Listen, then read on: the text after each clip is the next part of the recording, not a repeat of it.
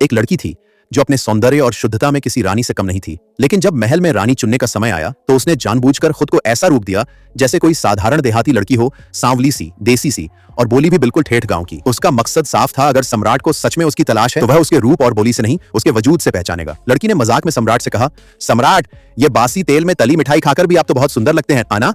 हर कोई हंस पड़ा। सबको लगा सम्राट उसे तुरंत बाहर निकाल देगा, लेकिन हुआ उल्टा। सम्राट उस पर एकटक नजरें गड़ाए देखता रहा, जैसे दिल का कोई बंद दरवाजा अचानक खुल गया हो। किसी को नहीं पता था कि यही लड़की थी सम्राट की खोई हुई रानी, जिसे वह 3 सालों से ढूंढ रहा था। 3 साल पहले जब सम्राट सिर्फ एक युवराज था, उसी समय यह लड़की उसकी नियत वधू बन चुकी थी। एक युद्ध के दौरान जब युवराज की सारी सेना हार चुकी थी और उसके हाथ में बस एक ईंट बची थी, तभी यह लड़की वीरता से दौड़ती आई। उसने एक ही झटके में दुश्मन की गर्दन उड़ा दी। वह दृश्य जैसे किसी देवी के धरती पर अवतरण जैसा था। उस पल से युवराज के दिल में वो उतर गई थी, लेकिन किस्मत को कुछ और मंजूर था। युवराज के सम्राट बनने के बाद रानी बनने से इनकार कर वह लड़की राज्याभिषेक के दिन ही आग लगाकर महल से भाग गई। 3 साल बीत गए, लेकिन सम्राट के दिल से उसकी तस्वीर न गई। सम्राट ने हर दिन उसे ढूंढा, हर चेहरे में वही चेहरा तलाशा, लेकिन वो कहीं नहीं मिली। आखिरकार रानी माँ के दबाव में आकर उसे नई रानी के लिए चुनाव करवाना पड़ा। रानी माँ ने खुद ऊंचे घरानों की सुंदर कन्याओं को बुलवाया, और इत्तेफाक से वही लड़की जो अब गांव में गुमनाम सी जी रही थी और उसकी चालाक छोटी बहन भी इस चयन की सूची में आ गई। लड़की के पिता ने उसे गाँव से बुलवाया। वो लड़की जो अब तक खेत खलिहानों में जीती थी, अपने रंग और रूप को लेकर खुद ही मजाक करती,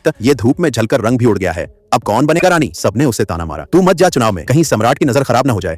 लेकिन उसकी बहन के इरादे अलग थे। जब दरबार में सम्राट के सपनों की रानी की तस्वीर दिखाई गई तो उस चालाक बहन को तस्वीर में खुद की झलक दिखाई दी। उससे विश्वास हो गया कि वह भाग्यवती कन्या है जिसकी भविष्यवाणी वर्षों पहले की गई थी। और तभी चालाकी से उसने कहा, दीदी को भी साथ ले चलो चुनाव में, ताकि मेरी सुंदरता और निखर कर सामने आए। उसे नहीं पता था कि वो तस्वीर किसी और की नहीं, उसी बड़ी बहन की थी। जब चुनाव का दिन आया, सम्राट ने एक के बाद एक सुंदरियों को देखा, लेकिन उसकी नजरें किसी पर नहीं टिकी। और फिर वह आई सामने, जैसे समय थम गया हो। वो चेहरा देखा और सम्राट की आंखें खुली की खुली रह गईं। वो ठीक वैसी ही थी जैसी उसकी रानी थी, लेकिन जैसे ही उसने सिर उठाया, उसका बदला रूप, बदला रंग देखकर सम्राट चौंक गया। फिर भी जैसे दिल ने आवाज दी, वो वही है। दरबारी ने उसका चयन चिन्ह हटा दिया। लड़की थोड़ा मुस्कुराई, शायद यही चाहती थी, लेकिन सम्राट को उसकी ये मुस्कान चुभ गई। इतनी खुश हो रही हो, उसने कहा, तुम रानी नहीं बनना चाहती थी ना, फिर इस रूप में क्यों आई हो? क्या मैं गलत औरत के पीछे था इतने साल? वो गुस्से में बुदबुदाया।